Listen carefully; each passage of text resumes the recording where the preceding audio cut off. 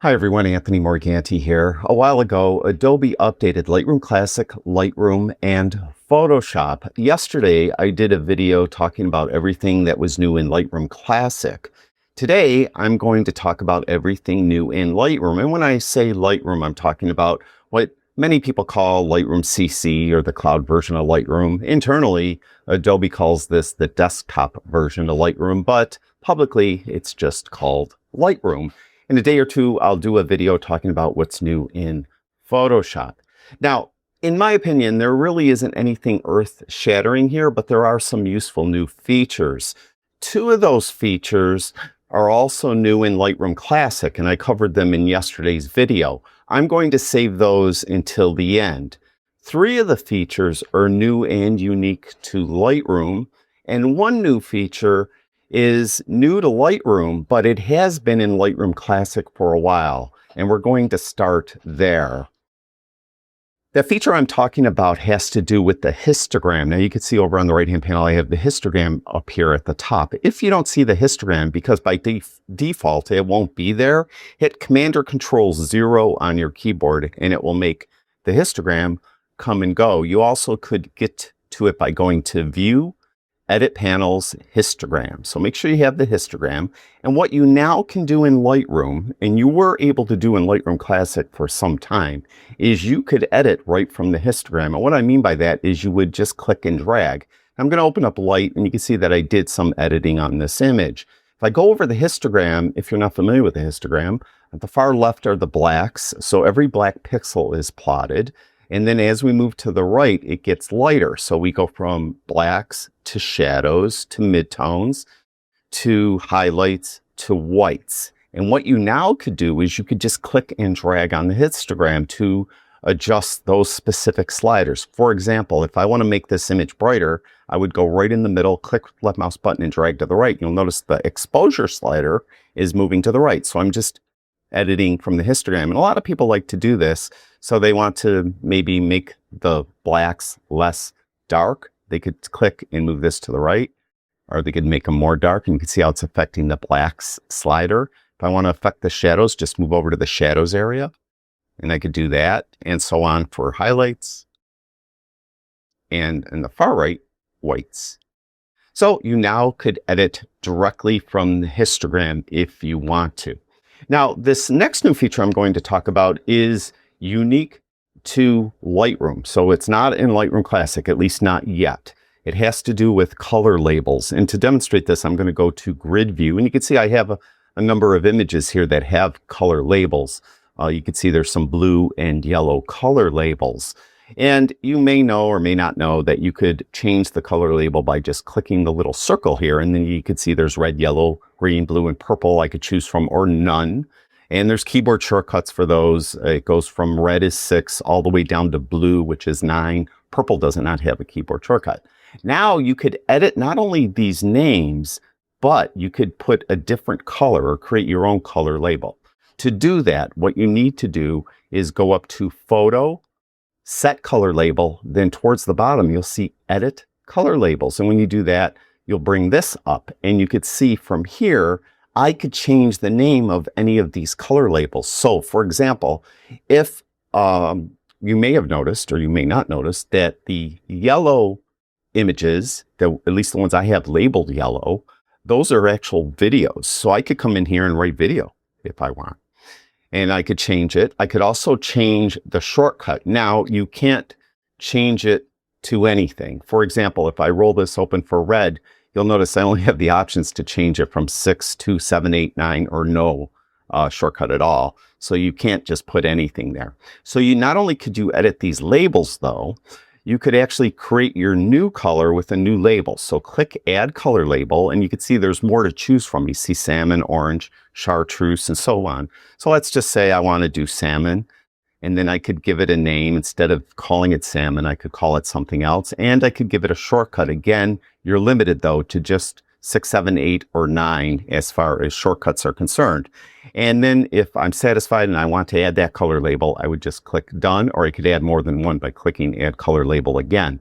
So this is handy, particularly if you're using color labels for certain types of projects and a color means something very specific. and you want to know, or you want to remind yourself that, green doesn't just mean green. It means green means I sold that image before, or something like that. Now, one thing that I'm just going to mention, because someone might ask me in the comments, you notice I have the color labels background set to vivid. That's not new. That has been available in Lightroom for a little bit. And let me just cancel out of this. That gives me these, very obvious color labels going around the image when I'm in grid view, so I could just see at a glance what color label I've chosen. So that is new, and it is unique to this version of Lightroom. By the way, this is Lightroom version 9.4. Now, the next new feature I want to talk about has to do with video. You could create a video from a still image. For example, let's go here to this one. This is a still image I took a while ago, and I could create a video from this still image. To do it, you could right-click on the image in the film strip, right-click on the image itself, or you could go up to the menu. You'd go up to Photo, and then down to Generate Video. And when you do that, you'll get this dialog box. Now, one thing to know, this does use generative credits, and the number of generative credits will vary depending on what you're trying to do and depending on what model you're using. For example, if you're using the default model, which Google VO 3.1 Fast, and you're going to create it with a resolution at 1080 and an 8-second video, it's going to use 80 credits. On the other hand, if I go to this dropdown and choose Google VO 3.1, which isn't fast, so it would take longer to render, but supposedly would give you a better rendition, you'll notice that it goes to 400 credits. So be aware of that, and always look at what the amount of credits it's using. Firefly is using 500 credits. So it's definitely going to use a lot of credits, depending on what you do. If you want to check your credit balance, you could, down here at the bottom, you could see that I still have 3,970 left. That gets refreshed every month. You can see my next refresh is July 9th, which is in a few days.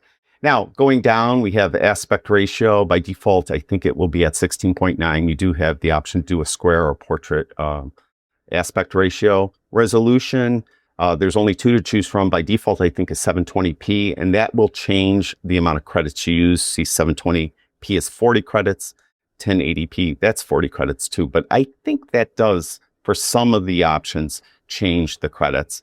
The duration definitely changes the credits. So if you go to 4, if we go to 6, you could see it's 60 credits from 40, and then 8 is 80 credits. Now, with that said, you have prompts, and you have some pre-made prompts for you.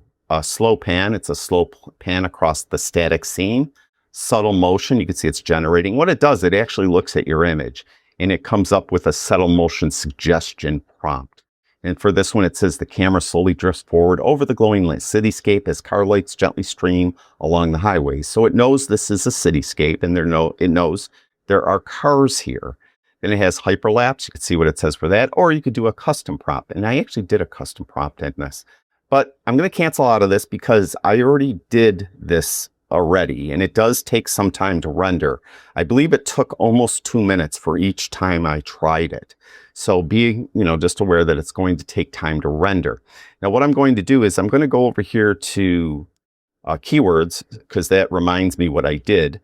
This first one, I did a hyperlapse, and I'll play it for you. It's an 8-second hyperlapse. And you could see that it's kind of, this hyperlapse, but this is the city of Buffalo. I took this a few years ago, and you could see how when it kind of like panned to the right, these buildings aren't in Buffalo. It just made that up. So be aware that sometimes it's going to put things in your scene that weren't there to begin with. So with that, I tried it again. So what I did next is I did this one, but this one I did subtle motion, and I'll play that for you. Now you'll see what it happens here is it gets really blurry. See how it got blurry? And then it got clear. I didn't like that. Yeah, so I did it a third time. And what I did this time is I used a custom prompt, and I just copied the prompt for subtle motion, but then at the end I wrote, keep it sharp throughout the video. So with this time, it did do it. It didn't maybe pan as much, but it is sharp throughout the entire video, throughout the entire scene. Now, I did try this with some other images as well. With this image, I used, you can go to it, there it is.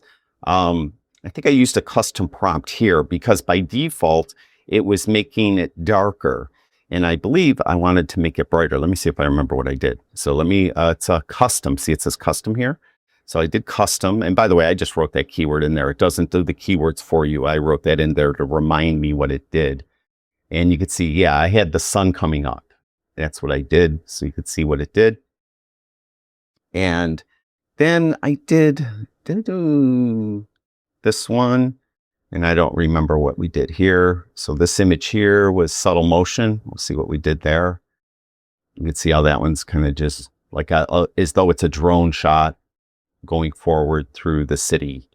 And then this last one, to get out of Buffalo, this is New York City, obviously. And for this one, I used hyperlapse so you could see what that looks like. And it's the sun setting and the night is falling.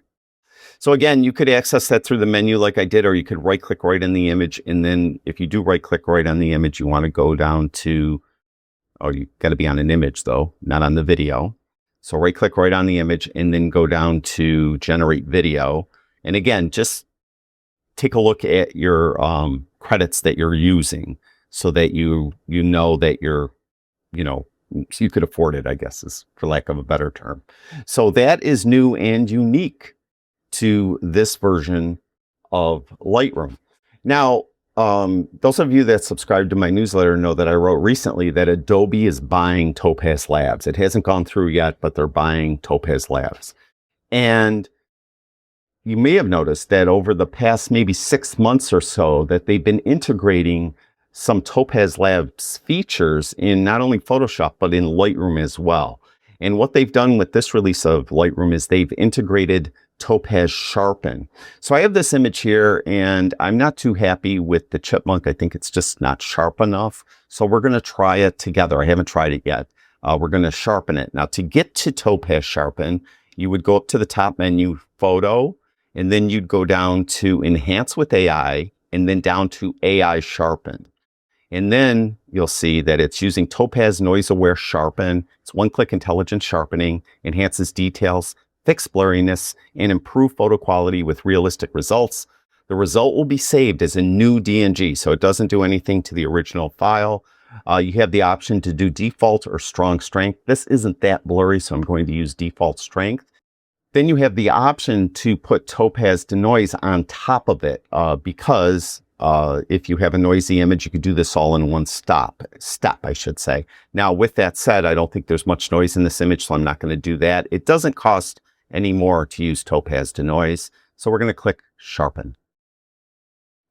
And you can see in the top left, there's going to be a progress bar, and you just got to wait for it to be done. And while it's doing that, I'll just mention that in the description below this video, I'll have timestamps. People ask me if I would put timestamps in the description of all these different new features. So I'll have it timestamped. Also, I have a link to Adobe's website where you could get more information about what's new in this version, because I'm not going over every little thing. There's some things that I'm not covering that that I don't think are of much interest to the general public. So again, if you want to check that out, I'll have a link to it in the description below this video. And it's just finishing up, and it's going to create this new DNG file, which is right here.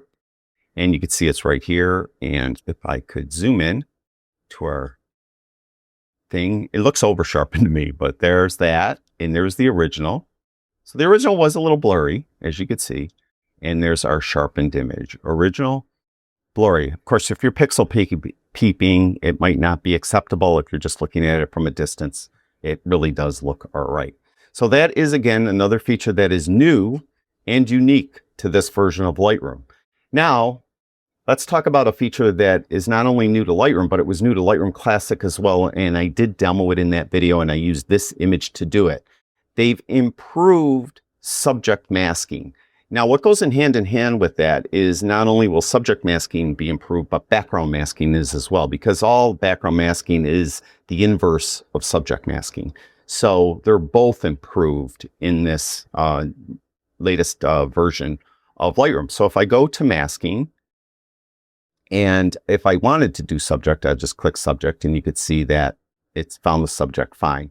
And I could invert this, so because I want to change the color of the background. So I'll invert this, which I didn't do in that video on Lightroom Classic. So we'll invert it so I have the background selected. And then with that, let's go to light and let's make it a little darker. And then let's go to color and let's make it cooler. And let's make saturation more saturated. Now, what I'm getting at here is if you look at the fine hairs that are kind of flying away, you'll notice that it's masked very nicely in that I'm changing the color or I'm increasing the saturation of the background, and it's definitely catching everything. It's catching all those little areas between her hair. So in the past, it didn't do that as well. And it not only works on images with people, it will work on images that don't have people in it, such as this image with the bicycle. With this, we'll go back to masking, and let's just mask for the background on this one. Now, again, it still uses the same technology, the same algorithms, and you can see we have a mask on the background. And for this, let's go up to light, and let's take exposure way up, shadows way up, wax way up, and you can see that the bike is masked very nicely. We could see most of the spokes. I think it's missing a piece of a spoke here and maybe this spoke right here, but maybe a spoke over here as well. Closer I look, probably find more, but it did a pretty good job. In the past, it would not have found or masked around those spokes nearly as effectively as it is now. So that is a feature that is new not only to Lightroom, but to Lightroom Classic as well. And I did do it in that video. And by the way, if you haven't seen that video, I have a link to that video I did on Lightroom Classic in the description below this video. Now, the last new feature that I'm going to be talking about is a feature that is not only in Lightroom, but it's in Lightroom Classic as well. They've improved assisted culling, specifically one feature of assisted culling. So if I roll this open and I click on eyes open, and I want to select only photos with people's eyes detected. In the past, it had a problem finding a person who had their eyes closed who happened to be in a group. So if that person was in a group, it wasn't able to find them. Now it can. So if we go to rejects here, you see this is a really dark image. I should probably, there it is. All right, so you can see his eyes are closed in this image. So it found him. Here's another really dark image. My flash probably didn't go off. Here he's got his hand in front of his face. And here, I'm not sure why it says that is a problem, but that one shouldn't be a problem. And this one, they have sunglasses. His eyes are closed. And in this one, sunglasses. In this one, the sunglasses, his eyes are closed. Getting ahead of ourselves here. So I'm not sure why it found that one as an issue, but because all their eyes are there. So supposedly that's improved. But to tell you, I used the same set of images in the video I did for Lightroom Classic, and it did a much better job in Lightroom Classic than it's doing in Lightroom for some reason. I'm not sure why that is, but take that for what it's worth. So that's everything that's new in the latest version of Lightroom, which is version 9.4. Now, in a day or two, I'll do a video talking about some new features found in the latest version of Photoshop. And I'm sorry I'm late doing these videos, had a lot going on, but hopefully you learned something new about what Lightroom can do. Thank you, everyone who watches my videos. I really do appreciate it. I'll talk to you guys soon.